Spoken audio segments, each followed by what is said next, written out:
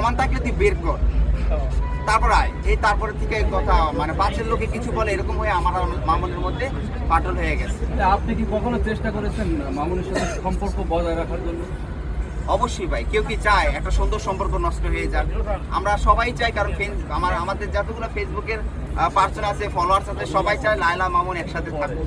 BD Imran একটু আগে বললো কিছুদিনের ভিতর মামুন এবং আমাকে একসাথে দেখা যাবে, কনফিডেন্স বিডি ইমরান কিভাবে পায়? মানে তার মানে কি মামুনের সাথে বিডি ইমরানের কথা বলছে?